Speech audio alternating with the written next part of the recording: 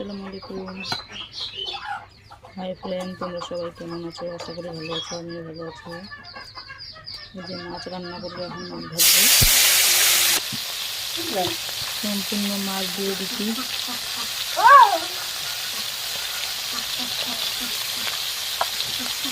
দিয়ে দিলাম। মাছটা উল্টাই দিছি, এই যে দেখতে পাচ্ছেন কেমন ভাজা হয়েছে।